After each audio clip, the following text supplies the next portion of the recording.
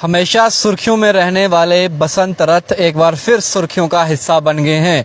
एक दिन पहले ही मैंने आपको बताया था कि किस तरीके से उन्होंने अपना रेजिग्नेशन लेटर जो है वो लिखा है और उन्होंने साफ तौर पर कहा है कि मैं अपनी पोस्ट से रिज़ाइन देना चाहता हूं और मैं इलेक्टोरल प्रोसेस जो है उसका हिस्सा बनना चाहता हूं, यानी कि राजनीति के अंदर आना चाहता हूं।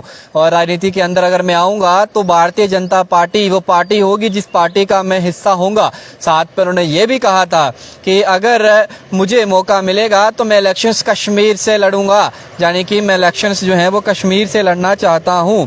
इसके अलावा उन्होंने ये भी कहा था कि मैं अगर पॉलिटिक्स को ज्वाइन करूंगा तो वो 6 मार्च 2024 से पहले। लेकिन एक और ट्वीट कर जो है बसंत रथ ने एक बार फिर जो है सुर्खियों का हिस्सा बन गए हैं। पहले मैं आप लोगों को वो ट्वीट दिखा देता हूं, आप देख सकते हैं।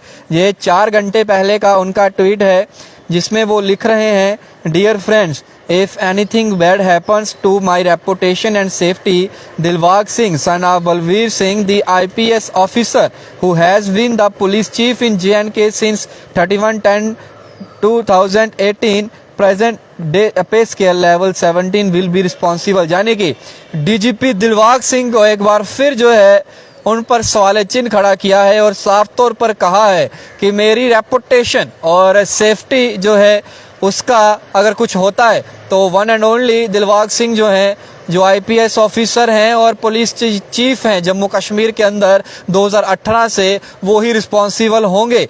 और ये उन्होंने कहा है अपने ट्वीट से।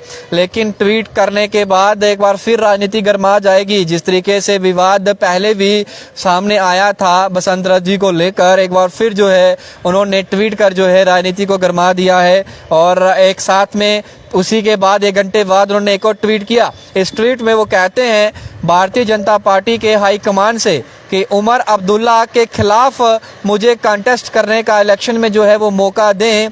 जब चीफ मिनिस्टर थे, जब मैं पुलिस चीफ था जम्मू के अंदर और महबूबा मुफ्ती जब चीफ मिनिस्टर थी, उस समय मैं चीफ था traffic police Jammu and Kashmir का। तो जानिए कि अब बसंत रथ जी जो हैं वो चुनाव लड़ना चाहते हैं former chief minister Jammu and Kashmir Omar Abdullah के सामने। यानी कि वो कह रहे हैं कि उमर अब्दुल्ला उस समय चीफ मिनिस्टर थे जब मैं चीफ था जम्मू के अंदर, और मुफ्ती महबूबा की बात करें तो जब वो चीफ थी जम्मू कश्मीर के अंदर तो उस समय मैं चीफ ट्रैफिक था। तो मेरे को इलेक्शन अगर लड़नी है तो भारतीय जनता पार्टी के जो हाई कमान है मुझे अलो करे, मैं कॉन्टेस्ट करना चाहता हूँ इलेक्शंस को, मैं उमर अब्दुल्ला के सामने जो है। ये भी उन्होंने ट्वीट जो है वो 3 घंटे पहले किया है। यानी कि राजनीति के अंदर जो है अब हलचल तेज हो गई है और हलचल इस तरीके से तेज हुई है जिस तरीके से उन्होंने कहा कि मैं इलेक्शंस लड़ना चाहता हूं। और उसके बाद रविंदर रैना ने कहा कि मोस्ट वेलकम, उन्होंने वार्मली वेलकम किया इस डिसीजन को, अगर आप चाहते हैं तो हम आपका स्वागत करते हैं। रविंदर रैना का एक और बयान जो था वो कल के दिन सामने आया जब वो बारामूला के अंदर शहीद हुए हमारे जवान जो हैं उनके परिवारों से मिलने पहुंचे। तो उन्होंने वहाँ पर जो है उसके बाद जब वापस आ रहे थे तो उन्होंने एक बड़ा बयान दिया। उन्होंने कहा कि 50 पार करेगी भारतीय जनता पार्टी आने वाले दिनों में और सरकार भारतीय जनता पार्टी बनाएगी।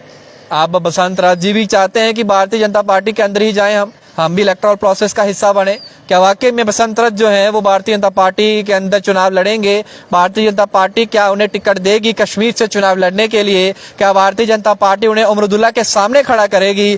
क्या होमगार्ड डिपार्टमेंट और गवर्नमेंट ऑफ इंडिया जो है एक आईपीएस ऑफिसर का इस्तीफा मंजूर करेगी?